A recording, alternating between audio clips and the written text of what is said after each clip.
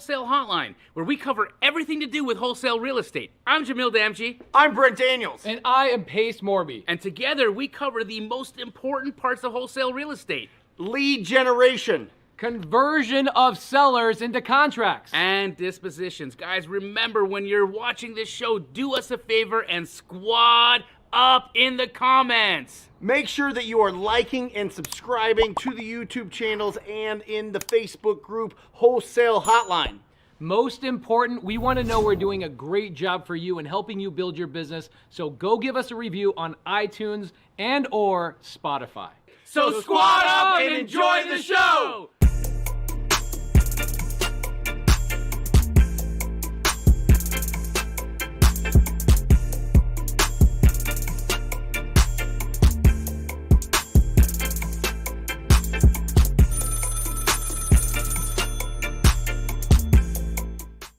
Welcome to Wholesale Hotline number 169. Jamil jdamji and Pace Morby are running around in Atlanta for Pace's new book release and book signing. So they're doing some work out there in the beautiful city of Atlanta. So we've got a takeover today.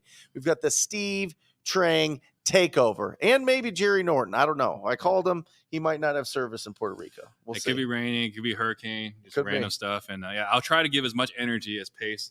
Good. And Jamil. We'll see. Good. See. I think you'll do it. I think you're used to this. I'm going to make a bunch of creative answers. That's and it. add some positivity. Well, that's what I want to get into a little bit with you, just to warm up this show. Yeah. Is I really think that it's first we start and we go out there and we find what we think is an opportunity, right? A property owner that actually wants to sell their property. Right. But then the skills get kicked up a notch, right? Oh, absolutely. You got to develop the skills of being able to communicate effectively, pre-qualify those property owners, and see if they're truly motivated to sell their property, right? Oh, absolutely. I think it's you've got to be able to connect with somebody. You got to be able to understand what's going on in their world. And it's such a competitive industry. You know, I thought it was pretty competitive in 2020, right? And then I thought it was pretty competitive in 2021. And every single year I keep hearing this is the most competitive industry. Now, I think it's slowed down a little bit, right? Just a little bit in the second half of last year, but it's becoming increasingly more important to actually be able to connect and understand the other person. One of the things that, you know, for us, it means a lot is when our guys leave the appointment, the homeowner says, like, I feel like, you know, you care about me and my situation. Yep. Versus, you know, I was just like a giant bag of money. Right. Yeah. Yeah. Well, you mean you actually have to ask questions and find out what's going on with these property owners? Yeah. You can't just send blind offers to them and then just hope everything gets done over text messages or emails. You can't just send blind offers, and you can't make it just about the numbers. Like, I mean, you could make it just about the numbers and it would work. I'm not saying that as a business model that wouldn't work. It's just you're going to have to submit way more offers, right? And go through a lot more headache, and it's going to be even more transactional. And in an already transactional industry, it's going to be even more transactional. It's pretty tough. You're asking someone to, you know, basically hand you somewhere between $50,000 and $150,000 in potential equity. You better be able to connect with another human being if you're trying to do that. Yep. Well, listen, this business comes down to having conversations and making offers. Absolutely. That's it. Absolutely. I mean, from there, you can develop the skills and the experience to know what exit strategy to go with. But basically, you're either going to buy it and hold it, right? Yeah. Put it in your portfolio. You're going to buy it and flip it, or you're going to put it under contract and assign that contract. Absolutely. I mean, the most valuable skill, no matter what, the most valuable skill is finding homeowners, finding motivated homeowners. The second one, right behind that, is being able to convince them to go with you versus any other option, right? So however you move the property is however you move the property. Yeah. But if you can't find motivated homeowners and convince them to work with you, then good luck. So how do you do that? I mean, we know we can go out right now into any neighborhood, any area, for the most part, and find some properties that need renovation, right? Sure, like properties are like this living, breathing thing, right? They need to be fed. They need to be cleaned. They need to be taken care of. They need to be groomed. They need all these things. If you don't have those things, they start falling apart. just like anything else, right? Mhm. So in every area, there's always going to be opportunities to go and see a property that needs some substantial renovation, Sure. right? Absolutely. And so the opportunities are out there. Now we have to have a conversation with the property owner, right? Yeah. So are you asking me if you're like, how do we begin this conversation? No. So we have this conversation. We're going to get to the conversion side in just a second. Yeah. But we have choices, right? Either they call us for marketing or we call them Right. Inbound based versus on being outbound. right, Mhm. being super proactive. So we can go out there with no experience, with no real funds, Mhm. and be able to find a property and have a conversation with the property owner. Absolutely. That's where it all starts. Yeah. The funny thing is, But then how do we get good at the other part? well, there's no secrets, right? Like that's the crazy That's why I'm part. so glad you're on Wholesale Hotline. Yeah, there's no secrets. Like you're watching Wholesale Hotline, you're following Brent on Instagram, you're following my content. There's no secrets. Like it all comes down to the same thing. Pull a list, wish list, doesn't matter. It doesn't matter. So pull a list Mhm. and then attack the list. You know, we actually just pulled a report this past week on our deals. Yeah. Right. You know what was the number one deal source last year? What? Cold calling. Cold calling. You know what our number one deal sources this year? Cold calling. Cold calling. Yeah. I didn't want it to be cold calling. I really didn't, right? I wanted it to be TTP. PPC. I wanted it Yeah. to be, direct something else. It's cold calling. It's insane. Conversations and offers. We don't have to Conversations. overcomplicate this, Steve. You Right? don't. No, you don't have to be an engineer. You don't have to be a scientist, right? Right. You just have to want it more than your competition. That's right. Yeah. When did you get started, Steve? I started in 2007 on the wrong side of it. Mhm. I started as a realtor, Okay. right? Yep. I didn't actually start buying houses till about 2010, 2011. Even then, that was an accident, right? It wasn't even on purpose. I was being bullied into buying houses. Yeah. But, we talk about sales as sales. Learning to show houses, learning how to list houses. These are high stakes conversations you're having with people that are buying or selling homes. Those skills have translated immensely into house buying business. And I'm sure you had the same exact experience. Sure. I mean, you door knocked. I don't know if anyone actually knocked on more doors than you in your career. Yeah. 15,000. Yeah. Do you know anyone that's knocked more than 15,000 doors? I'm sure there's some people that have done solar sales that have knocked on more, but yeah. Yeah. Right. In real estate, I don't know. Yeah. So Probably not. it just comes down to conversations, reps, and getting comfortable talking to people. And, in my very first brokerage, this is, I want to say 2008, there was this word that was going around, short sale. Do you hear that word? Yep. Right? Yep. So I said, I'm going to go pull pre-foreclosures, Mhm. which isn't hard. You're a licensed realtor, right? Just go to the Monsoon, go to tax records. So you just pull the pre-foreclosures and you go knock on those doors. And I brought my broker with me, Yeah. right? You know what he said? This sucks. Uh-huh. I was like, yeah, but you're That's why supposed- they're broker than you. you're supposed That's to the help that's me. the line, right? I took initiative. I pulled the list. You're supposed to help me Yeah. with this. And that didn't quite work so well. No. How'd you do? Let's go to how'd you find your first 10 deals? Now that was a different life. It was a different life. 15 years ago in Phoenix real estate was a different life. But how'd you find back then it was conversations, but it was conversations with friends and family. right? Right. But No, your first but buying houses. investment property. Buying houses. Yeah. It was Flips, wholesale. PPC. It was all PPC. Really? Right? Yeah, because I had learned this is again, I was still wearing the realtor hat. I had figured out that I need to get in front of as many people that want to sell their house as possible. Mhm. And so we tried these campaigns, like what's my house worth? What will my house sell for? Free appraisal. Like I bought like phoenixfreeappraisal.com or some nonsense, right? Yeah. And I bought these things and I only had conversations with unmotivated homeowners. They want to Mhm. find out what their house is worth, not Sure. what they sell for. So I said, okay, well then let's scrap that and let's go to a different direction. So I went to, buy my house or sell my house fast, sell my house now. And this is an entirely different industry. There's a completely different avatar. So, Yep. like what's my house worth was like maybe like 12 cents, right? Sell my house now was like $2.50, Mhm. which I would kill for today, right? Yes. So at that time, Now I was it's 200. now it's a lot more. Yeah. Yeah. And so I was I was bidding on these keywords and I was finding, guess what I was finding? People that want to sell their house fast.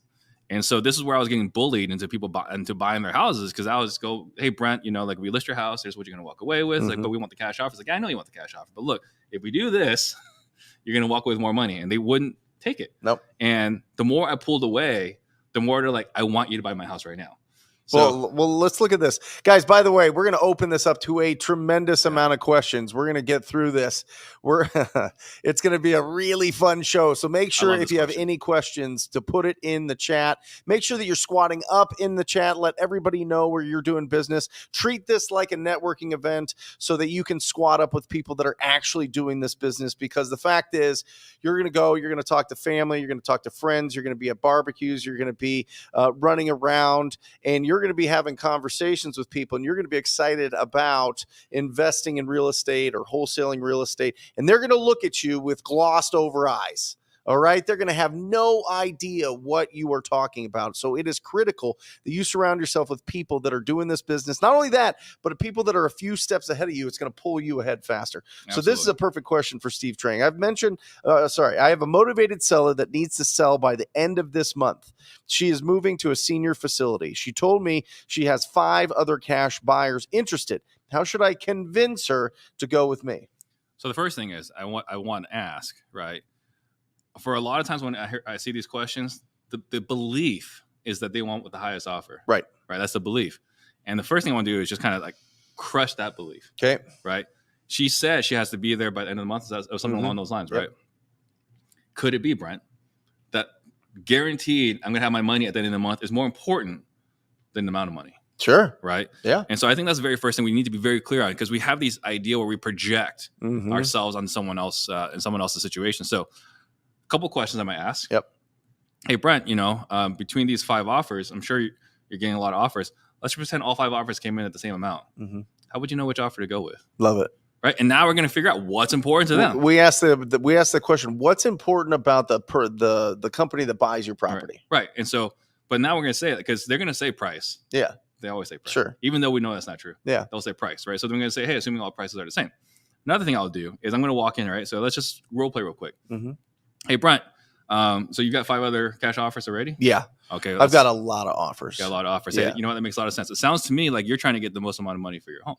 Yeah. I want to take the best offer. So, yeah. So, I want to get the most out of it that I can. I don't want any of those low ball offers, of course. You definitely should not take any low ball offers. Right. In all the years I've been buying houses, Brent, I've been doing this for a long, long time. I've never been the highest offer. So knowing that, should we end this conversation here? So what, you can't offer as much as the other ones? I already know there's no way I could offer as much as the other guys. Well, let's see what you have to offer, and we can take it from there. Sure. Well, let me ask you this. I had a chance to survey, because I've been doing this again for a while now. I had a chance to survey all the other homeowners and ask them, like, why did you decide to go with me, even though I wasn't the highest offer, Brent? What do you suppose they said? Probably because you got it closed. Exactly what they said. It doesn't even matter what they say. Exactly. Matter what they say. That's exactly what they said. Right. But this is how you're able to win here, because you're going to know what's important. Who knows what's important to the homeowner? All right. Not me. Well, you have to. Not the other 5 investors. No. You do. Yeah. Right. So for Chris, I hope that helps. Right. So 2 different things. A, telling them that we're not going to be the highest, but we still buy houses. Why do you suppose that is? The other thing is, assuming all offers came in the same exact amount, how would you know which offer to go with? Well, I love asking the question, and Ryan, my acquisition manager, is 20 times better than I ever was, ever. He's so incredible, and he's just, tell me more. Tell me more about that. Tell me more about that. Well, even like you know what I mean? It's just like, I don't want any lowball offers. You know, if I had a little more time, well, Brent, that's interesting. When you say lowball offer, lowball means a lot of different things to other people. Like, what does lowball mean to you? Right. And we're just gonna get you talking. Yeah. Right. The 70-30 rule. All I'm gonna do is get the other person to talk as much as possible to figure out. I feel like you can do that with agents as well. Even easier, right? Way easier. Yeah, when you see a property on the market and it's been sitting there for a bit and it's got some wear and tear on it, and it's overpriced, that they've had 15 to 20 offers. Well, I mean, you can find out where those are. So there's 2 different things with realtors, right? Right. First, is there an industry that is any more diva-ish than the realtor? Like you still have the glamour photos from the 80s. Yeah. Right. Second, who's more motivated right now? Realtors? Realtors. Or homeowners? Realtors, for sure. Yeah. So I think definitely this will work with realtors. Talk to them. Well, I was looking at it. I mean, even they in 2022, it was like 5.4 million. Somebody can Google this, sales in the country. This year they're projecting 4.6. Yeah. So it's like 1 million less sales. It's directly The impacts, real estate agents are going to be affected. Yeah, I mean, you look at a 20% compression on transaction volume on top of having to work harder. Like the one thing we don't really talk a lot about because I worn the realtor hat, you worn the realtor hat. Having transaction go from a week to 3 months, it's a lot of freaking work. You got a lot of staff working. That is the reason why I refuse to ever go to luxury. Right? Because if I go to luxury, man, I got to talk to you every single week. Hey, Brent, I did talk to the newspaper. Here's what they say. Hey, I talked to your neighbor. There is so much freaking hand holding in the realtor transaction. So not only is it slower, but this you have to hold on to it so much longer. It's a lot more freaking work, a lot less profitable as time goes on. This is speaking to everybody out there that is a real estate agent. And you just stumbled into this wholesale hotline, or you just started Googling like real estate investing, and then like wholesale popped up, or maybe it's been, kind of on the outskirts of the conversations you're having in your brokerage. Jump in with both feet. Absolutely. I'm just telling you. Absolutely. The difference is bananas. The average agent, when I was an agent, I was making 2.7% on average on both sides, right? If you squished them all together, and that's what I would get. In wholesale, it's 10 to at 1.16%. Yeah. I mean, it's not even close. So you should be targeting, not say you walk away with necessarily, but you should be targeting less 10%. Our average wholesale fee last year was $29,000. Right. Oh yeah. That's a lot more than our commissions I was getting. Oh, bro. That's $1 million home. We were over 52,000. Yeah. See, that's more than the commission on $1 million home. All right, AP. I have $1 million home and having trouble finding cash buyers. Any tips on wholesaling luxury homes? I'm already contacting agents in the area selling 800,000 plus homes. Well, I think they've done a great job, right? Starting off with agents that already are representing or selling houses in the area. I think that's step one. I think that's awesome. I think you could skip trace the entire area, or I talk to other homeowners in the area, say, hey, and this is where it's kind of funny, right? Like a lot of the things we're doing today as wholesalers, it's very much like we used to do as realtors. I know, right? We circle prospect, we skip trace the neighborhood, and we call them, text them, whatever you want to do to get a hold of them. But I think step one, you already done that. Step two is to find all the neighbors and talk to them, and then depending on where you are. Right, you might want to market in the Facebook marketplace as well. To other luxury realtors across the country, because if someone that's looking to buy and sell may not be in your area, we're talking about $1 million homes. They might be moving from another part of the country to here. You need to find every property that's been flipped in that zip code that's in that price range and call their agents. All of them. And it sounds AP like you're doing it. I just have I have a hunch that maybe your numbers are a little bit tight. You know what I mean? I'm thinking maybe you got to get a price reduction to make it, have conversations with all these agents, but get a price out of them. What price would your buyer or you purchase this property at? Absolutely. You know what I mean? Because then you at least know. Oh yeah, we're very passionate right now about soliciting offers from all potential buyers, right? Hey, look, Brent, I understand you feel like this number's a little high. You tell me what number makes sense for you. Right. And we're going to collect all the offers, and then we're going to make a decision. We're going to have to make some business decisions. The other thing, too, is I would talk to all the loan officers as well. Yeah. Right. And no one knows other people's money better than loan officers. I would talk to the hard money guys, too. Yeah. Hard money guys as well. Yeah. But I would talk to lenders. Don't limit yourself to just the realtors, right? Because the realtors only represent maybe onesie, twosie buyers, but the lenders, they know all the buyers as well as maybe some of the people that aren't so excited about having to put out how much down for this crazy interest rate. Love it. Sean, what to do when agent says nobody can access the property unless she is present? It's a vacant deal, off-market pocket listing. Oh, nice. I mean, I think this is one of those situations. I mean, one of the coolest things as you have consistent pipeline and revenue and business, is you get to tell people to screw off. Yeah. Right. It's like this isn't important. We need to hammer this home. Yeah. This is one of my favorite things, right? I was like, you know what? I don't think this is a good fit for you. This is not a good fit for me. Maybe we should part ways. I remember the very first time I fired someone, and I didn't really get to fire them, unfortunately. Like she had chewed me out for like 10 minutes on the phone. Yeah. Right. And I was like, okay, as soon as she's done, I'm going to let her go. And she ended with, I don't think we should work together. I was like, I agree. Click. Done. Right. No, but Sean, first of all, pre-qualify like you would a normal property owner. right?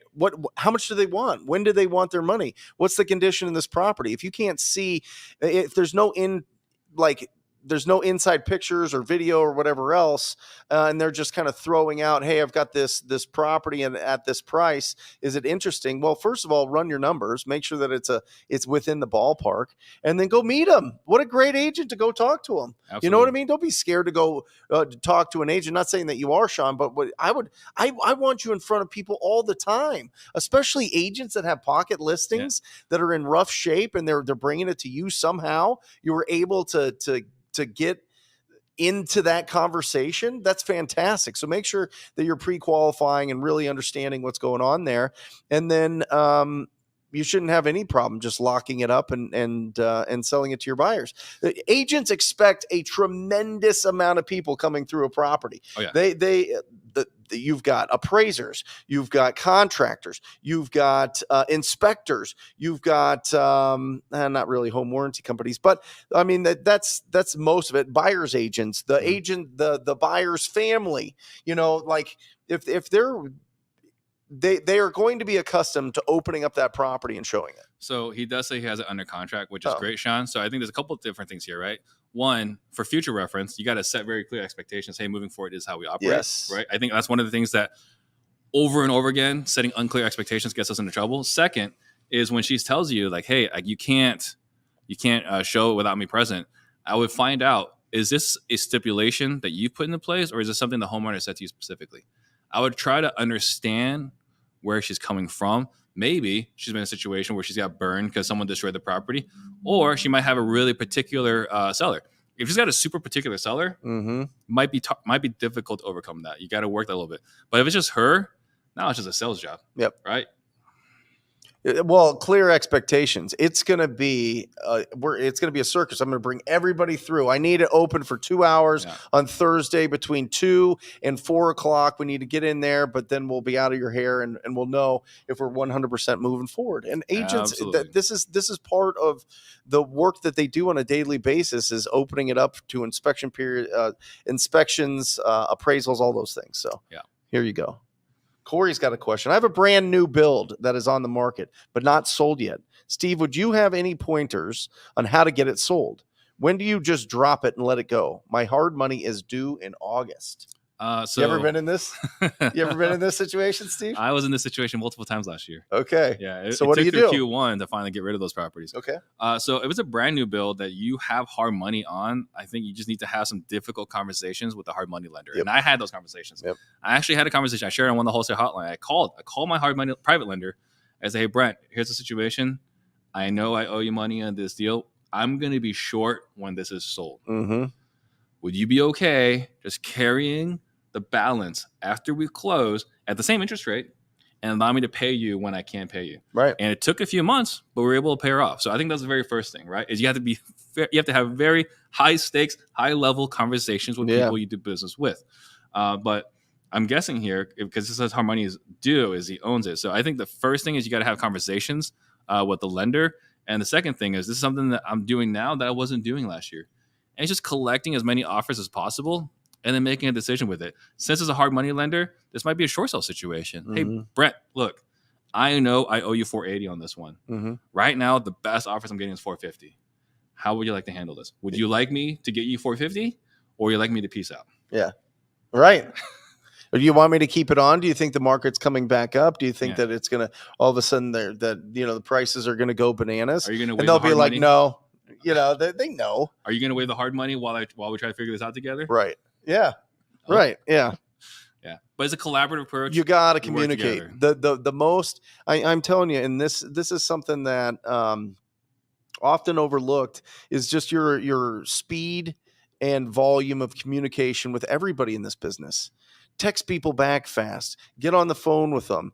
If a deal's going sideways, communicate. Let everybody understand what's going on and that you're not trying to hide anything. It's only when people are trying to hide things that the turbulence really starts shaking up the deal and it starts screwing everything up in the relationship. What kind of stories do we tell ourselves when it's radio silence? Yeah. It's the worst. Oh my gosh. The unknown. Yeah. Oh, they're skipping town. They're running out. We hear these wholesalers complain like the seller went dark on me, or seller won't return my calls, right? Mm-hmm. And the question I always wonder, and I ask some of them, right? The question I always wonder, well, will you call on them every single week to let them know, hey, everything's still good? Right. Or did Right. you lock them up and then show up on closing day? Oh gosh. Right? They invented In these this horrific market, stories I'm telling about you. what you're doing about their house. Oh yeah, you have to communicate, especially with the property owners. Oh my gosh. And they don't answer. Like, get used to them not answering like 8 out of 10 times and not responding to your text 8 out of 10 times. Even when you have an active deal going on, you've got a transaction that you're trying to buy or wholesale out, you still have to over communicate with all those We got property to over owners. communicate. And something actually in part really hard on our title company is like, look, these people are hiding from everybody. Right? They've Everybody. got, it's not just the house that's in distress. They might be behind on their car payments. Their Yep. credit cards might be maxed out. There's a lot of people harassing these people. Yeah. You have got to work so hard Mhm. to stay in touch with them. So Mhm. yeah, you just got to keep. Jared, come on, buddy. Here we go. Yes. I'm gonna hear that for the next couple of hours. 35K closed last week, 10K scheduled to close, and expecting another 8 to 12 this month. This business Work it, is real. Love it. Is that the brokerage you're with? How's that going? Real brokerage? It's working great. I mean, Yeah. for me, I have no issues. Yeah. Right. I mean, If people are interested in like hanging their license Mhm. somewhere, is it a good option? I think it's absolutely a great option. You got myself, you got Matthew Potter, you got Ryan Zolan. If you guys are interested in joining Real, we've got Ingrid Hernandez. She was here a moment ago. Yep. Right. If you guys are interested in Real, go to realstevetrang.com and then we'll have a conversation. Real Steve Trang. Can you put that in the we'll put it in here, or Matt will. realstevetrang.com. Put it in there, guys. If you're going to join a real estate brokerage, I mean, you've got the best of the best here that can help you out. If you've already got your license, or this is happening a lot too, is people are joining Wholesaling Inc. and they've got a license already, and they're Mhm. like, well, my broker doesn't allow me to wholesale. Mhm. Right? Yeah. And they're like, but I want to wholesale. Like, this is what I want to do. I don't want to just go and apply for the job of selling people's homes for the rest of my life. No, Right? I definitely- want to definitely find the don't wanna do best. I want to find the best deals. Yeah. And so I think it's a great option. Yeah, So I think it's a great option. realstevetrang.com. All right. Christian, when offering to JV or being offered to JV a deal with a person with the deal under contract, is it recommended to get an option on the contract? So this is where I always struggle. Yep. Because there's the right way, Sure. and that's what I always do. Yeah. Right. Right. So the right way is, yes, absolutely get an option contract. And what you want to do in the option contract is have an option price to purchase it. Right. Mhm. You've got it locked up for 80. I've got an option for 90. I'm going to sell it for 100. What we cannot do legally Mhm. is you got it locked up for 80. Steve, Brent, I'm going to go sell it and we'll split the difference. Right. Because that's considered brokering. Yeah. All right. So you got to have an option in place legally. Right. If we're going to put it in writing, it's got to be legal. With all that being said, Mm-hmm. when I called Pace and Jamil, like, can you move this deal for me? Yeah. Right. It's just kind of like we're buddies and it just Yeah, happens, right? So right. I've never, ever signed a contract for someone else to move a deal for me. Right. But I think that's just a function of how long I've been in the business Sure. and the people we associate ourselves with. I think if you're starting out and you're building the relationship and somebody's fine with it, great. You know what I mean? Like, at least have the confidence that, you guys both know what to expect from the relationship. Yeah, the value you're bringing. But I would say, yeah, from a practical standpoint, it doesn't happen every time. What I see a lot of time, Christian, is we will assign a deal to Steve, to Jamil, to somebody else, and then they'll sell it after they already have it assigned. So they already have control over it. These are fantastic questions. Just depends. Yeah, they're good. So we got where is your license? Jared, my license is with EXP right now, but it's going to be with maybe Steve. We'll see. We'll see how good he answers these questions in here. Here we go. I got to step on my game then. All right, Mikkel, Brent, Wholesaling Inc. How do you provide your callers enough data to keep them busy full time? That's a great question. So we go through the list twice typically. And the beautiful thing here is we've got 2 million houses here in Maricopa County? I think close to 3 million. Yeah. So I think we've got 1.9 million properties skip traced. Right, we bought that list that everybody bought back in the day. Yeah, Jared Hoare, that list out to everybody. Opened it up, and we get it updated on a regular basis. But Mikkel, basically the equation that you want to make sure that you've got enough fresh lists is your callers can make about 50 can call about 50 addresses an hour. And that's if you're calling the first 2 numbers to 3 numbers that is attached to that property. And so that typically is about 50 addresses per hour. And then you just look at how many hours you have. Well, they're going to work 40 hours, which really means they're going to work 30 hours. So you just do the math there. And it's 1,500 addresses a week. And really, like we spend so much time talking about data. And data is important, right? Mm-hmm.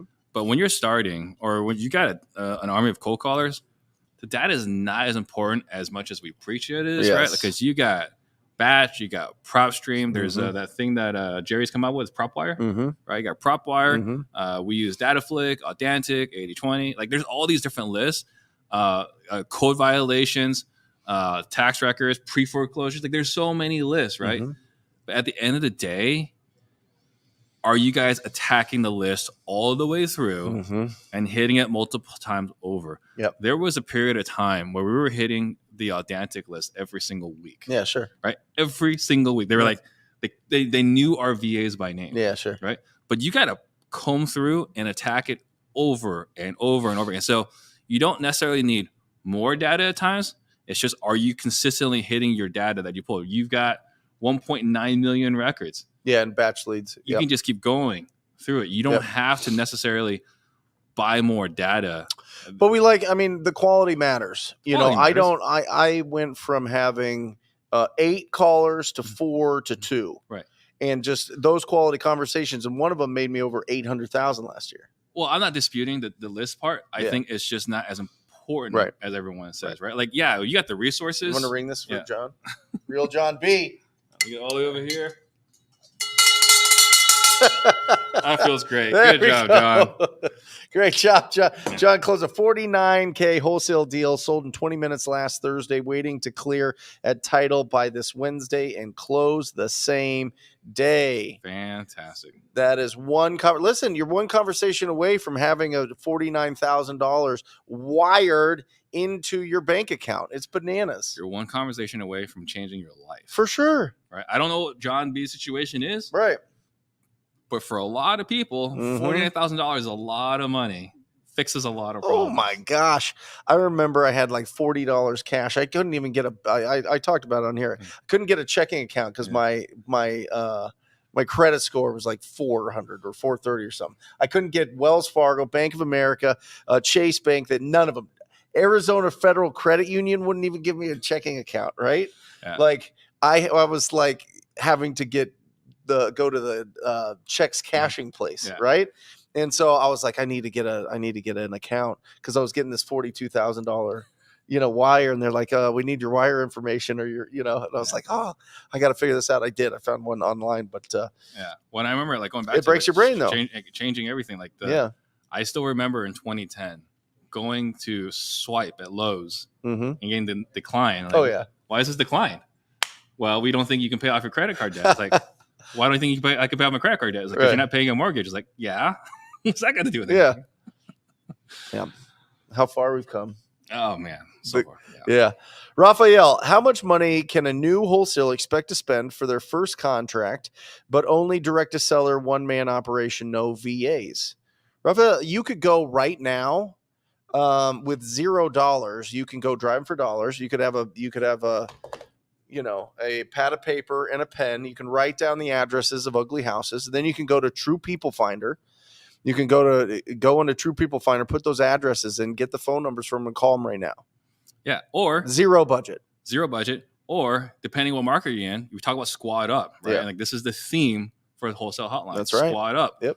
Find someone in your community who's got a bunch of leads they consider to be dead. Mm-hmm. How many deals a year do you do from dead deals? Oh, half of them. Yeah. Yeah. So just go to someone's database that they've marked as dead leads. There are deals in there. I had 1 year where I almost like lost, the contents of my stomach, right? Because we audited our list. Like, how many deals did we get from Audantic? They were able to pull that list. How many deals did we mark as dead? Yeah. That sold to someone else for wholesale. Oh, I know. Oh, it's like 23, it's 26 it's deals. Like that, we went in Salesforce and marked it dead, and it clearly was not dead. Right. Well, somebody got to it. Somebody got to it. Got to it. Yeah. Yep. So, Raphael, you don't have to have a huge budget. You truly don't. I really think that you shouldn't, even if you do have a huge budget, I would highly suggest that you go out there and really just have as many conversations as you can and try to talk to 1,000 property owners as fast as you can.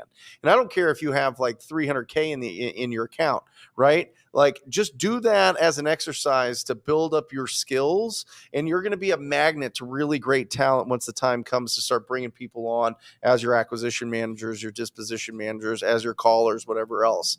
And it's going to make you more powerful. I see a lot of people stepping in here. They'll throw 20, 30K that they've saved up into this business and try to leverage other people's skills too fast.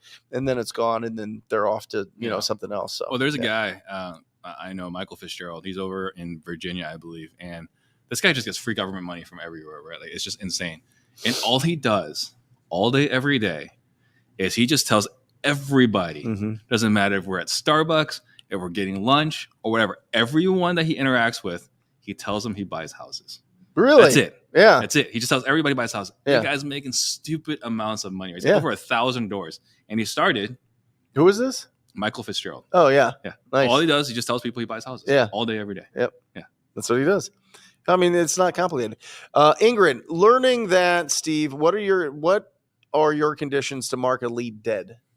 So for us to fully disqualify a lead, hey, Ingrid, I just want to be perfectly clear here. You mean to tell me if I came over to your house today, I was able to pay you exactly what you felt your house was worth, you wouldn't be interested in selling? Nope, wouldn't be interested in selling. That's a dead lead, right? You can't get any deader than that lead, right? For us to actually delete you from our database, there has to be three things. You have to have sold the property, right? Because obviously we can't do anything with that. Right. And you have to threaten us, whether legally or physically. Yeah. Like, where do you live? Where's your office? I will come find you. Okay, we'll delete that lead. Yeah, sure. Right? But F off is a lead that needs to be followed up with. Yeah. And when they ghost and they all of a sudden you don't hear from them for a long time, they're coming back. They're going to come back. They absolutely go knock on the door. Go find another way in. If they're not answering their phone, then find another way to get in contact with them. You know, do a little handwritten note.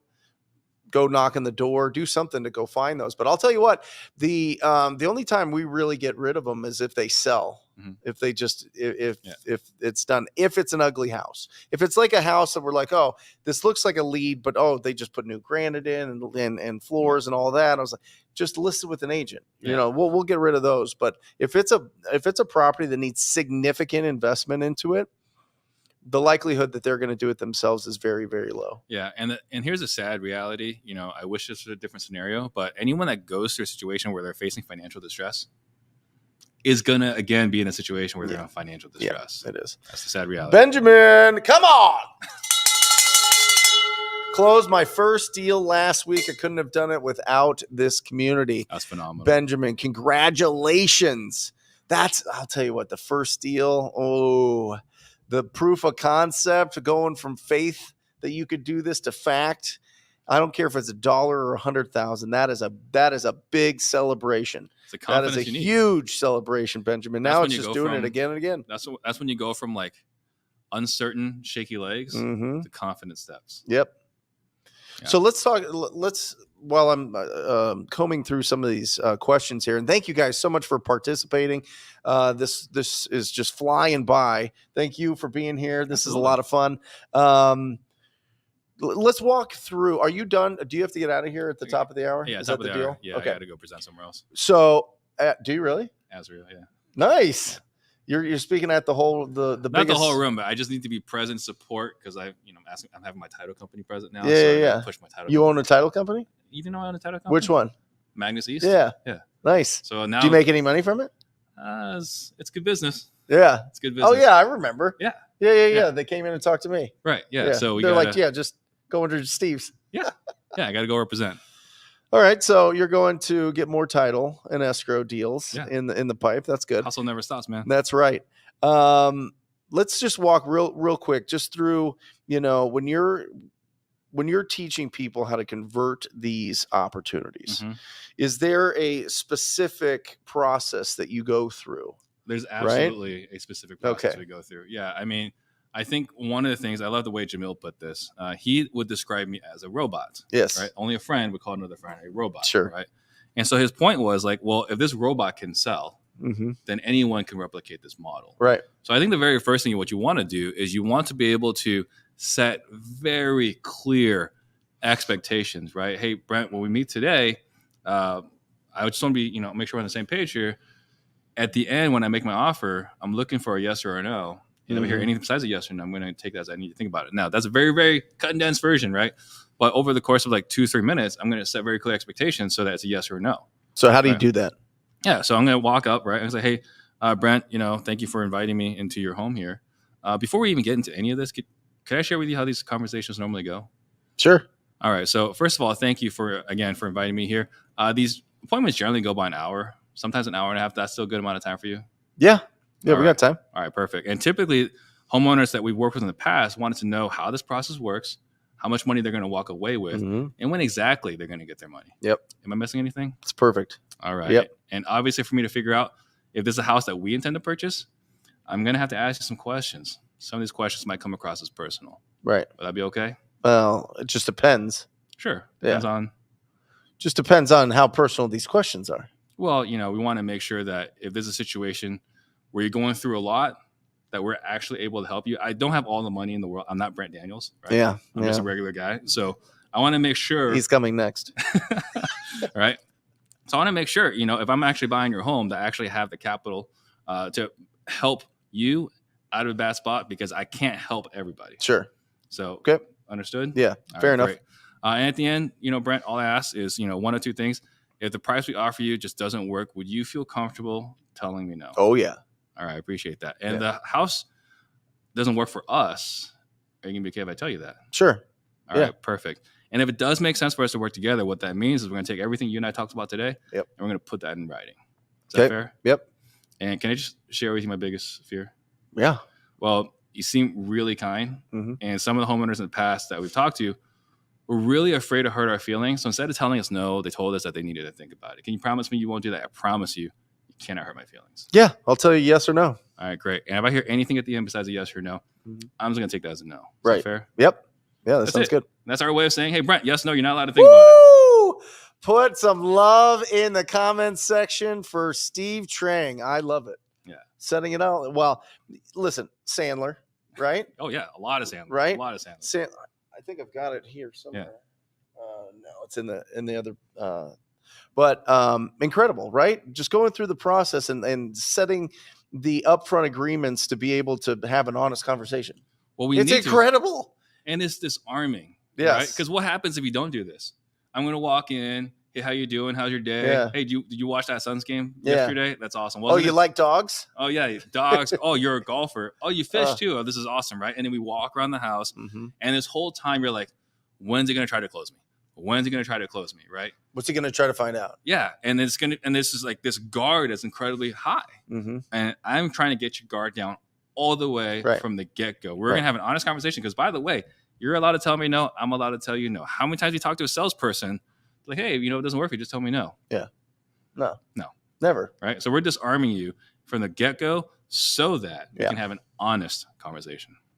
Well, and also pulling away, right? Absolutely. Pulling away and not just chasing it and being like, oh, sell it to me, sell it to me, sell it to me, sell it to me, right? Well, just think about this dynamic, right? So I was not a player. I was the good kid. I'm going to guess Brent might have been a little bit of a player. Yeah. Right? Just a little bit. So what With happened? the ladies? With the ladies. Oh, spurts. All right. Well, this is not a live show. It's fine. All right. Yeah. So what happens, right, when the boy's chasing? Oh, yeah. They run away. Completely unexpected. Yeah, no. Like, it could be the women choose the men. Dude. Yeah, right. It could be the best looking dude. Yeah. Just left a GQ model shoot. Yeah. Right. And if he's thirsty, forget about it. No. Right. But then you got the other guy who has no business getting the girl. Right. Right. Yep. Doesn't even have money. Yep. But he just acts totally cool. Doesn't need the girl. And what happens? Yeah. She wants him. Yeah, sure. I had so many friends in college, right, that were worthless. Yeah. Living with their girlfriends. Yeah. And their girlfriends are paying for their weed. Sure. What was going on here? What was going on with your circle of friends? Well, I went animals. I went to Arizona State. Oh, okay. Sorry. He's a Sun Devil. Okay. That's it. Yeah. That's mild then. Yeah. You were hanging out with the that was the church okay kids. Yeah. All right, Peter asks, I'm struggling balancing wholesaling, school, and life. I'm in high school. Oh, good for you, Peter. Taking many AP classes and struggling doing both. Do you have any advice balancing this?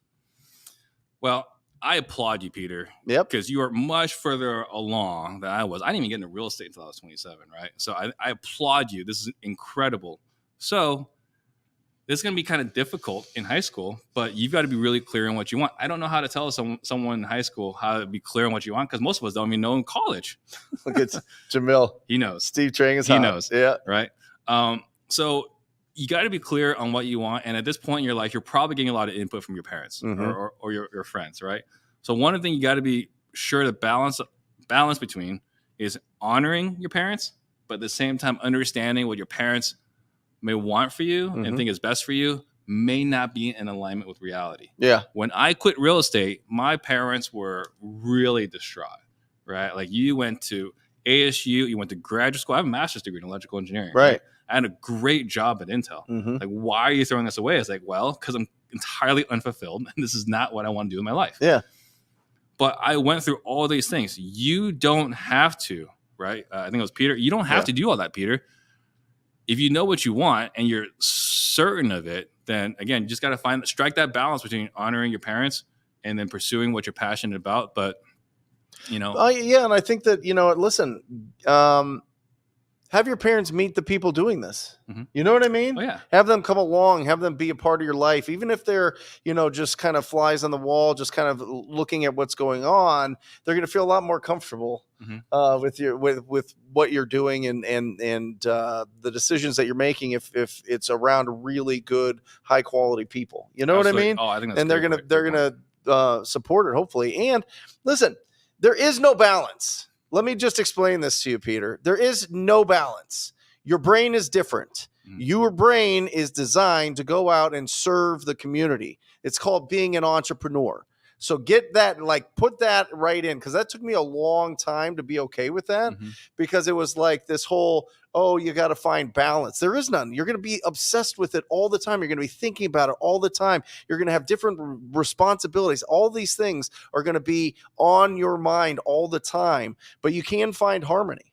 Yeah, it's not balance, it's harmony. Find the harmony and bring people into your world that are going to cheerlead you. They're going to support you, and they understand that you've got this pilot light inside you that is going, and they should encourage that, and they should be there to support you and to help elevate you. And those are the people that you want to surround yourself with, and that's usually who you end up hanging out with as you get older in life. I would say, I've been asked, what are some of the characteristics you found to be, consistent with people that are real estate disruptors? Yeah. And one of them is obsessed. Yeah. They are obsessed with this business. This business doesn't stop at 5 p.m. No. Right? It doesn't stop. Like, their brain's racing all the way through the night, right? Yeah. Like, they're getting in trouble with their significant others. Like, hey, we're right here. We're supposed to be having dinner, right? Right. So first, I think it was obsession. Second one is grit. And the third one is that they're coached, right? Would you call grit hunger? Is that the same thing or is it different? Not quite. Hungry is important, but grit is like you won't stay down, right? Grit is like, how many times do you get the door slammed in your face? Yeah. 15,000. 15,000, right? Like, you get your door slammed in your face. How do you keep going? For most people, their ego can't survive that. Yeah, so sure. You got to have this incredible grit, because have you experienced any challenges in your real estate business? Yes. Maybe once? All of them. Every single one of them. It's always a new season with new challenges. If you don't have grit, you will collapse. And I'm the talk to people guy. I couldn't order my own food at a restaurant until I was like 13. You know what I mean? Like, it wasn't like I was like the kid that was setting up, door to door selling, candy bars or setting up lemonade stands or anything like that. I was so afraid. I had to lose everything to like start at like rock bottom, and it's a nice strong foundation. But the thing that I learned is you can break out. You can through reps, you can through experience, you can go out there, be wildly proactive, and develop the skills of effective communication. Yeah. And one of my one of the first things I got paid for, right, was a 5-year-old at my parents' restaurant. I was the host, right? It's like, how many are in your party? And I count the number of menus, and I walk them over to the table. I get paid like $5 a day. I was like, completely getting ripped off. Yeah, sure. Right. But yeah, I've been fortunate where I've been forced into having conversations with people. Yeah. But I mean, what you find out is people are genuinely and generally really kind. You Oh, know, so kind. and once you figure out that you can use your tone of voice as your body language over the phone, people are a lot nicer to you. Even I mean, they even get nicer to you because they're like, "Oh, okay, Well, I love what Jamil this sounds says like about somebody this. that's a neighbor." Jamil says this a lot, right? Like anytime, like, oh, this awful thing happened, he always asks, "Well, did you do anything negative to start that?" Right. Right? Yeah. And so, like, we talk about this as sales resistance. Anytime someone chews you out on the phone, well, I always ask, what did you say the sentence or two before that led to them chewing you out on the phone? Mhm. Because there's really nothing we're saying that should be like offensive. No. Right? And so we gotta figure out what we're doing to trigger sales resistance. Yes. And do our best to avoid Right. sales resistance. Matt asks, as a wholesaler, this is a great question. How do you protect yourself in a deal? I mean, as a wholesaler, are you talking about like getting skated around? We have memorandums, right? So every property we contract, we have a memorandum. Arizona, I believe, is unique in that legally we're not allowed to record a memorandum unless it's agreed upon in the contract. We have it in ours. Yeah, so we have it in our contract that says, hey, Brent, when I buy your house, part of us buying your house is we're going to record a memorandum against your home, right? So in Arizona, that is just in our contract. I believe in the 49 other states, you can record memorandums willy-nilly, right? And so to protect yourself, memorandums, we use them way more than I would like to. Sure. But the reality is you have to. Right. Yeah. Yeah, it's a bummer. We're dealing with this right now. Literally today, we put out a property and somebody took it to the owner, and the owner's like super pissed. And and this person was chipping away at the owner on Friday, and we were able to pull him back in and be like, "Listen, you've already seen everybody's offers. You took our offer for a reason. Let's and but yeah, people going." I mean, it's a strategy. People will see a property that's being marketed and go and try to convince the seller to breach the contract. There's a talk track we do use here, though. Yeah. What do you say? Hey, Brent, now that us too. Now that I'm buying your home, right? Are you opposed to anything I do as far as marketing your home? Right. Like, and they're like, no, as long as you buy my house. Yeah. So, I just want to be clear here. If sometime between now and we close, someone comes along and offers you more money, what are you going to tell them? And they're going to say, well, I mean, it's a higher offer. Well, Brent, let me just, stop right here. We have a problem. I'm going to go back to my office, Brent. I'm going to ask my team to set aside funds to make sure it's available for you when we close. Yeah. I'm going to ask my entire team to go through all this paperwork to make sure that on the day of close, we can close on time so that you can A, B, and C. Yep. If you're telling me you're not fully committed, Brent, to working with us, how can I ask my team? It's beautiful to go do all these things? I love that. Yeah.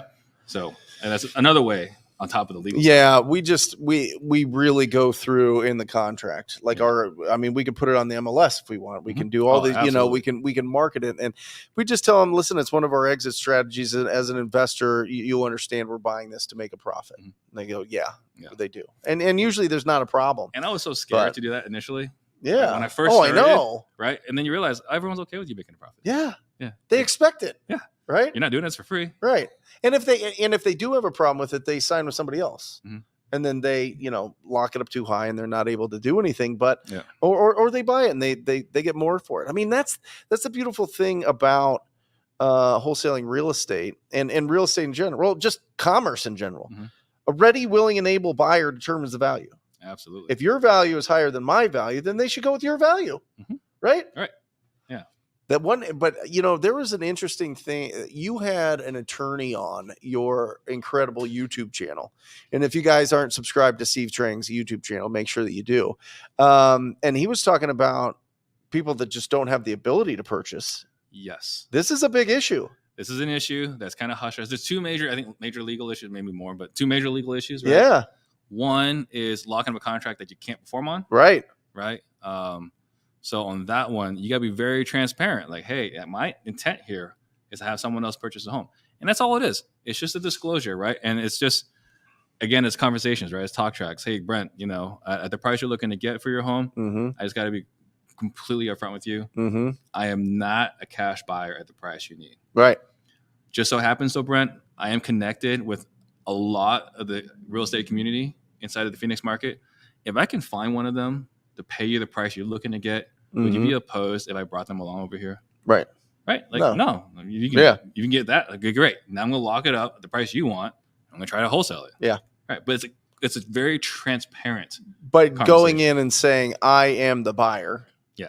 And you don't have the ability to close. Right. Well, I mean, are you the buyer at like $20? Right. Okay. At the price they want, you're just not the buyer. Right. Right. So what do you recommend? You recommend that you either tell them, hey, listen, I'm not going to buy this, but I'm going to reach out. I've got a good relationship with the other investors in the market, or go out and just get money. What's your cash buy price today? Yeah. I mean, what is your cash buy price? As far as percentage, what is your cash buy price today? It depends. So we look at what is the current inventory in that area. Yeah. Right. So if it's less than 2 months, we're at 80% minus repairs. Yeah.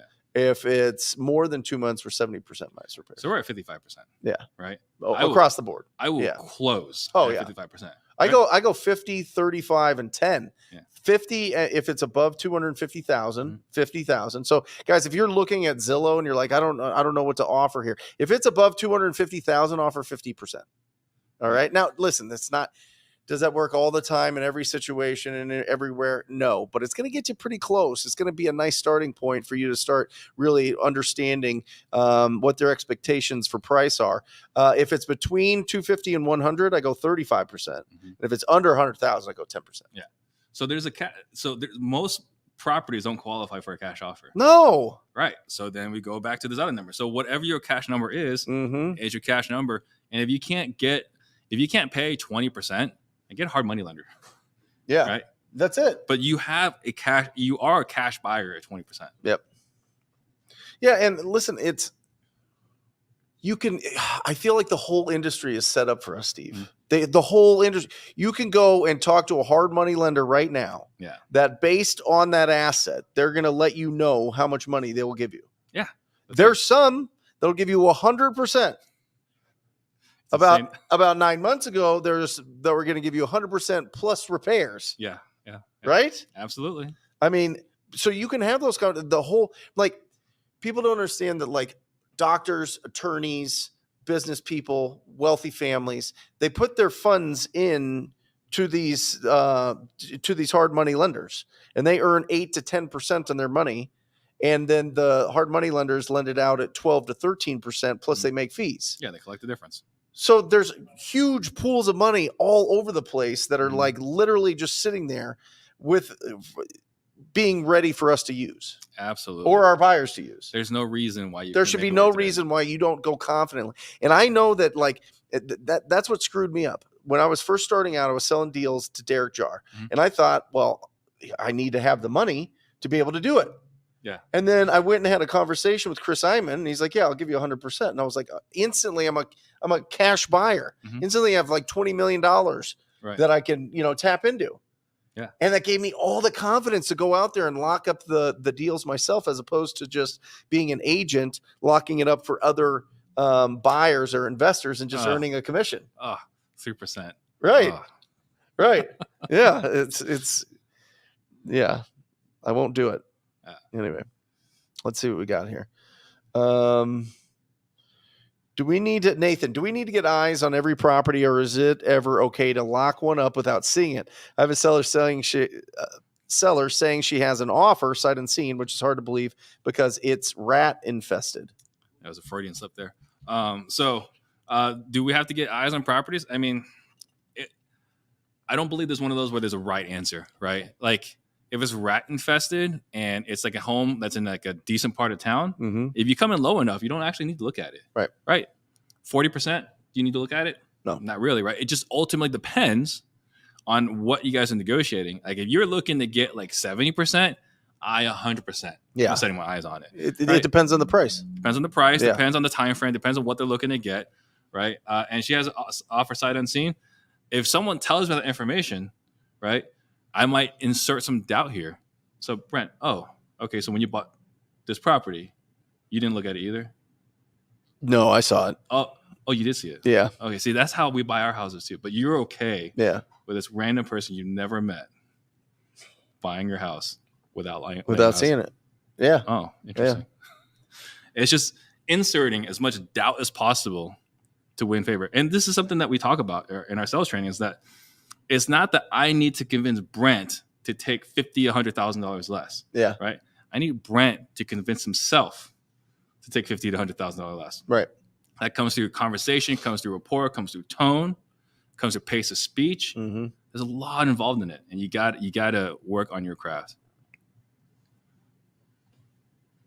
So, if you're sitting down and you're having this conversation with a property owner or with an agent that's representing a property owner, and you've gone through the whole thing, and they're still like, well, I need to pray about it. I need to take some time to review all these with my attorney or with whatever else.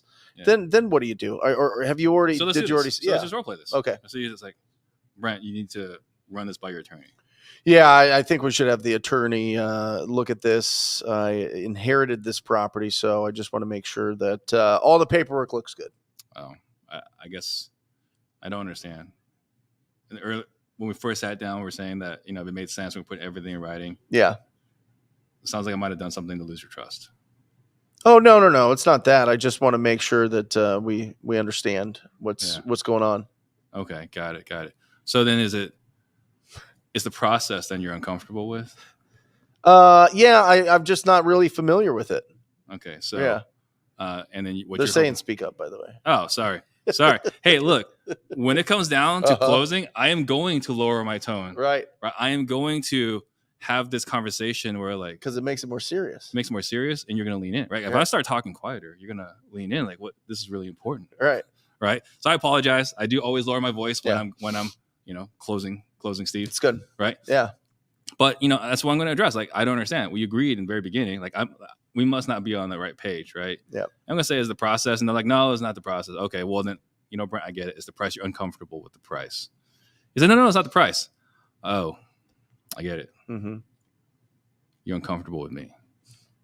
See, the price terms are you, right? And then what is going to happen? Like, no, it's not you. It's whatever's nonsense. Whatever thing, like maybe it was another wholesaler they promised a second chance on. Maybe a brother-in-law is a realtor. Yeah. Right? Like all these other black swan scenarios will come up when we get all super pathetic. So I got to get rolling here. You're out of 6:02, yeah. Guys, give it up for Steve. Yeah. Wow, that was awesome. Thank you. I hope they got a ton of value here. It's a little bit different. Yeah. It was awesome. Yeah. Cool. Yeah. Well, thank you, Steve. Go get some title. Yeah, get some title and escrow. Gotta hustle. That's it. Not so much for balance tonight. That's awesome. Yeah, no balance tonight. That is awesome. Yeah, Jerry was supposed to be on here. I'm not just Jerry in a mask. I don't know what happened. Maybe his cell phone went down today, but that's all right. What other questions do you guys have? I think, listen, it's real important. A lot of the stuff that Steve talked about is if you want to know the fundamentals, I would highly suggest that you get the book. You can't teach a kid to ride a bike at a seminar. You can't teach a kid to ride a bike at a seminar. It's Sandler training, and it's very, very, very, very strong. And really like gives you the roadmap to be able to have those good conversations and to be really confident in it. So I'll stick around as long as you guys want to ask some questions. That is Steve must be training, eating healthy, looks so young and healthy. Thank you for all the education, both of you guys. Absolutely. Listen, education, he gave you instruction, right? That role play, anytime that you're hearing a role play and you see what he's doing, with his tone of voice, with what he's saying, with the questions that he's asking, that's instruction. Use it. Write it down. Anytime that I would run across, something that kind of threw me off that a property owner would say, I would just write it down, right? I would write it down and I would make sure that I came up with 2 responses. And if I didn't have one of those, have a response that I felt comfortable with, I would just kind of search around to try to find it, whether from mentors or YouTube videos or podcasts.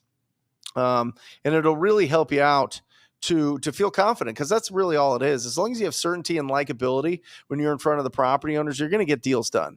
You're going to lock them up. It's going to be really powerful, and you're going to it's going to feel like the wind's behind your sails is behind your back. You know what I mean? When you feel that confident. But Yeah, Steve's looking great. That's awesome. Let's see. Raphael, I'm in Newark, New Jersey market, and there are about 400 active pre-foreclosures. When putting it all in your filters, I'm left with about 100 leads. Is that enough to target? Well, what filters are you putting them through, Raphael? I mean, there's obviously some sort of distress there. So I would just tap in. I would call all of them. Because you never know. You never know if the conversation that you have about that property leads you to another property. So don't restrict too much the properties that you're going after in the beginning, because I really want you to get a good idea of what lists in your area are the best ones for you to talk to and for you to communicate with, because there's so many different opportunities that you can have. Remember, you can lock up a deal by just, giving them a cash offer. And that's preferred because it's just real smooth, and it makes it easier so that you don't have to build a long-term relationship with the property owner. But that doesn't mean that if they want a higher price that you can't work out terms. That can't mean that doesn't mean that if they don't have equity in the deal that you can't put something together, package it all together, and sell that deal to somebody else. As you start developing and evolving your business and your skills, you realize that you really have a few different tools in your toolbox, right? You've got a cash as is offer, which is fantastic. You've got a creative offer, right? You can do some seller financing that is really, really, you lock up a seller finance deal, you put together a really strong seller finance deal. Those are the hottest deals to wholesale right now. It's absolutely incredible, especially if you can get the payments to something that's really, really reasonable and that'll cash flow, because everybody's looking for it, right? So you can do the seller financing, you could do a cash offer. Obviously, Pace will educate you on how to do a sub 2 and take over a loan. You also have the ability to build a relationship with a listing agent, with a real estate agent out there, right? You can refer business to a real estate agent. Now, if you're not licensed, you can't take a commission. But you can do is have them pay for your marketing. Why don't they pay for your batch leads or prop stream for the year? Why don't they pay for your dialer? How many of you that don't have a huge budget right now have gone to a real estate agent and said, listen, all day, every day, I want to go out and I want to talk to property owners, and I'm going to offer them a cash offer to try to wholesale the deals or to try to find a good flip or rental property for my portfolio. But all the ones that want to sell on the market, all the ones that are going to want a higher price or that are in good condition, why don't I just send over to you, and in doing that, you pay for my whatever you want to do. Maybe it's text blasting, maybe it's your pay-per-click, maybe it's your dialer and pulling your lists, or your Driving for Dollars app, or whatever it is, right? All those little line items in your budget. Why don't you have a real estate agent pay for all those, and you send them referrals to people that want to sell their property? It's really powerful. Just start thinking a little bit differently. But if you're proactive, if you're wildly proactive and you're having conversations and you're making offers, which this business, that's what it comes down to, conversations and offers. The more that you do that, the more opportunities you're going to find for everybody in this industry, and people are going to love you. They're going to want to be around with you for sure. Christine, this is great. Thanks for staying on, Brent. What's the best way to find end buyers quickly for your cash deals? I always like just going right on to Redfin or Zillow and looking for properties that are actively being flipped. They're on the market, they're flipped. The best ones are going to be the properties that have already accepted an offer or they're considered pending, because that's showing you that this property should be they should be getting the investors should be getting their funds back from that flip pretty soon. That means they probably want to put that money into a different project, especially if it's their full-time business. So I like just calling up the agents that have those properties listed. You take Jamil's advice where you talk to them and you tell them what a great job they did with whatever, their cabinets, their floors, their appliances, the unique style that they put into the property. You give them compliments on that, and then you see if they want to buy anything else. I found Jamil through Josiah through typing in real estate investor Phoenix into LinkedIn. And we've probably done, 200 deals with them through Keegley because of that action right there that I took early on in my wholesaling business. You can talk to hard money lenders. Literally just Google like private money lenders or hard money lenders in your area and reach out and have a conversation with them. They have unbelievable cash buyer databases. That's a powerful way right there. And if you really want this all line item, Christine, you can go to wholesalinginc.com. wholesalinginc.com, and we have something called a cash buyer pack, and it shows you how to find the top 100 buyers in your area, but some of that is in there. So it's a mixture of all those different efforts there, which is really cool. And yeah, I agree, Ingrid. Like people really sleep on LinkedIn. I think it's really powerful. Privy's a great resource for you as well. That shows you all of the flips that are going on in the marketplace.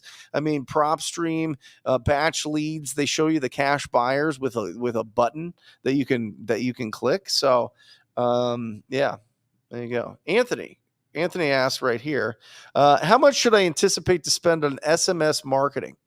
Great question. So the SMS companies don't like it called text blasting. They like it called the SMS marketing or the text message marketing instead of text blasting. And it just depends. We use Launch Control. I think we spend about $1,500 bucks a month on it, Anthony, because we send out a good amount of texts throughout the week. But you can get tools that are much cheaper. Just, I think that the volume is a lot lower that you can use. And then you're going to also have to get enough phone numbers to be able to text, right? So that's really going to be the budget is really going to be in getting the accurate phone numbers for you. So there you go. Privy's great. Reading 5 Guy says, how do I work for Keegley franchise in San Antonio, Brent? Apply.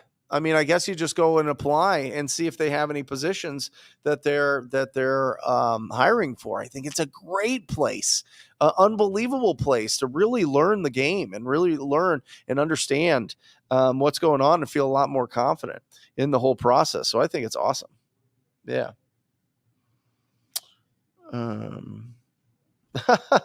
That'd be awesome. Yeah, hold on. What should you do if agents ask for flip credibility? Okay, great question, Isaac. So when you're making offers to on-market properties or even to agents that maybe they have an off-market quote unquote pocket listing, although I feel like pocket listings are kind of going away because the realtor organization is really pushing hard for people to put properties on the market because it just adds to their world. But yeah, you're going to have a proof of funds. You're going to have proof of funds, and typically you're going to have to offer 1% for earnest money. I mean, this is what every agent is trained on, is that you have to get 1% for earnest money and then get and get a proof of funds. And you can get a proof of funds all over the place. I mean, you could get a proof of fund. You could just type in proof of funds right now. I know Jamil has proof of funds that you can use. I know that you can go and just find it online, to be honest. So. My seller got emotional and taken back when I told her I would need to bring people in during inspection. She didn't want anyone seeing it. How would you handle the next call with her? Well, you have to understand why. Tell me more about that. What's going on? It's important for me to get everybody through. If not, if you don't want everybody to come through, I'm going to have to get it at a different price. And I'm telling you, in our experience, 80% of our cash buyers buy it sight unseen because of the pictures that we take and because of the videos that we take and because of our reputation. They know that we're going to let them know if there's anything major that we came across or saw, and make sure that, we give them enough pictures and video to make a decision. But you need to dig in deeper, Nathan. Why is that such a big deal for them? If it's rat infested, then I don't know, get somebody that deals with rats to go in. You know what I mean? Like just call in the rat guy or gal in your area and see if they can get in there for you or with you. So But if that's truly the case, okay, we're going back to the rat one. Well, then get it at the right price that somebody will buy it. Yeah.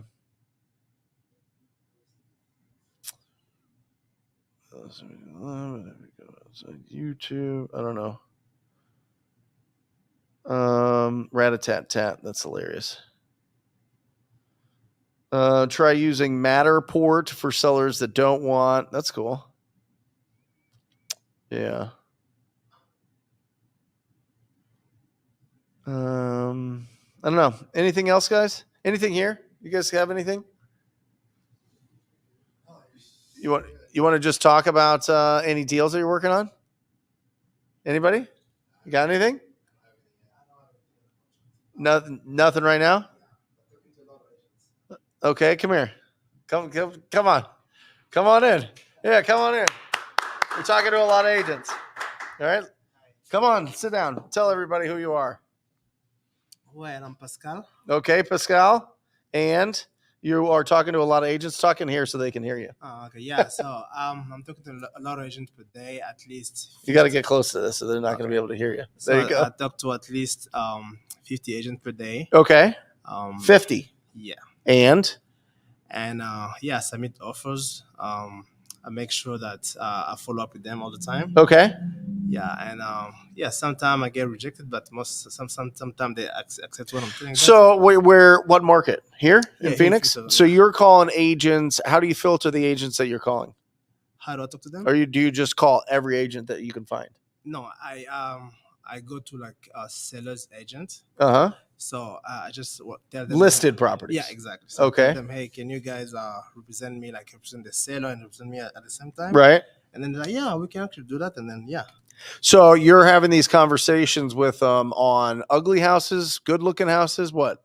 yeah. So most of the houses are like they're not really renovated. They need some type of work. So Sure. I tell them, hey, please, if you have like an investment property that you can send to me, just send it over to me. Awesome. Yeah. Do you go and so are you filtering it based on the pictures that you see by Yes. by the amount of time they're on the market? What is it? So yeah, that's also a big fact. So let's say if it's been on the market for like more than 60 days Yeah. and you need a lot of work, 100% I'm like, hey, please send it over to me so I can take a look at it. Got it. Yeah. Okay. And how many are responding to you? Is it 1 out of 50? Is it 1 out of 20? Like how many are like sending you stuff and excited? A lot of them. A lot of them. Yes, 50 per day. So I would say like at least 15 agents Okay. send me properties. Yeah. Got it. Yeah. And do you educate them? Do you say, hey, listen, like I don't need all these properties that are on the market. I see that. I want the ones that are off the market. So what I tell them first, I say, hey, if you have, let's say, a pocket listing that's coming up on market, let me know first. Yeah. But if something I've been sitting on the market for too long, more than 60 days, send it over to me, and then potentially you can represent me as well. Yeah. So that you can make some profit. Love it. Yeah. Love it. Let me answer this question real quick by Elizabeth. Elizabeth, I think it is critical to be loud about what you're doing. And I would just say document your journey. Document what you're doing. I would just turn your phone around and be like, I'm calling these agents. You know what I mean? Mm-hmm. I'm calling these agents right now. One I just had a great conversation with. I'm looking to buy houses. If you have any houses that need some renovation, please DM me.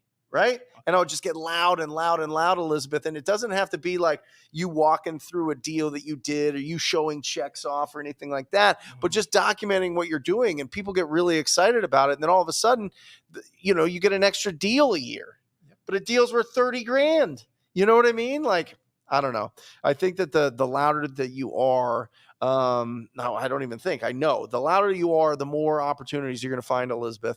And you don't have to like channel somebody else's personality. Just be you out there and document what you're going through. Document the good times, the bad times, the conversations that are great, the conversations that you totally screwed up, and then just tell everybody, hey, I want to buy ugly houses. Yep. I just want properties that need some love. So there you go. Awesome. Thank you so much. Ugly houses, big checks. Thanks for being on here. Of course. Awesome. 50. You talk to 50 or you call 50? You call 50. You hand dial? Yeah. Hand dial. Okay. Awesome. Ugly houses, big checks. That's right, Daniel. I love that. That is awesome. Yeah, I think you get as loud as you possibly can. I really do.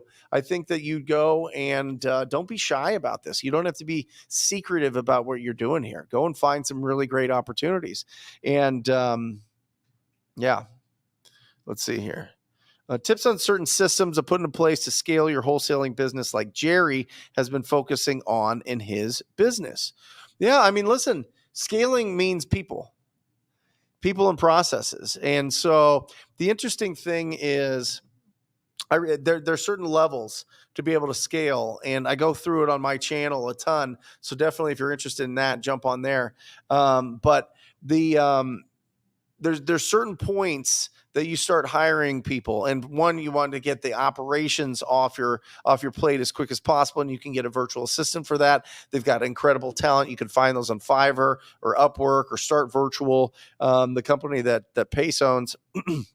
But then you start, with a junior acquisition manager. And what that junior acquisition manager does is, once your cup is overflowing because you have so many leads going on, you can't possibly keep up with it, then you have to hire somebody that's going to warm up those leads and shorten the timeline. Because that's all lead follow-up truly is shorten the timeline for them to make a decision. And the time kill, like, for real, time kills all deals. If you don't develop the skills of shortening timelines, you're going to lose out on a lot of deals. All right. So get really good at that, and then bring somebody else onto your team that's going to be really good at that. And you go on the appointments and get the deals locked up. There should be somebody in the office on the phones all day, and there should be somebody in the streets all day. Chad, my junior acquisition manager, does this live 2 hours a day in our mentorship program, and he's just calling the leads live. I mean, he does it all day, but he does it on a live stream 2 hours a day.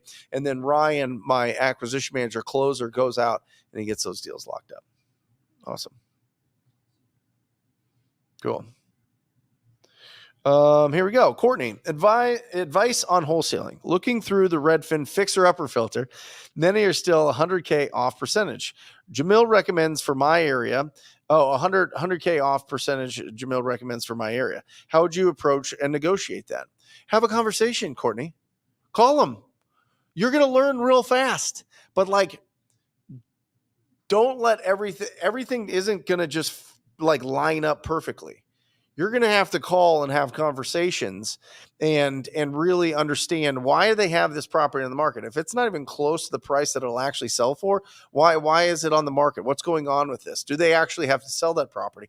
And you ask those ever important questions. If they don't sell it for this price, what's their plan with the property? Oh, well, they'll just keep it. Oh, they'll just fix it up. Oh, they'll just re-rent it. Those are not motivated property owners.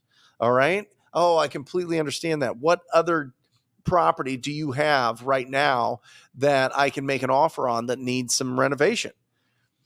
We just did that. We just did a whole documentary on our YouTube channel that shows start to finish me talking to an agent for the first time, us all the way going through, flipping the property and getting paid. It's really cool. Check that out.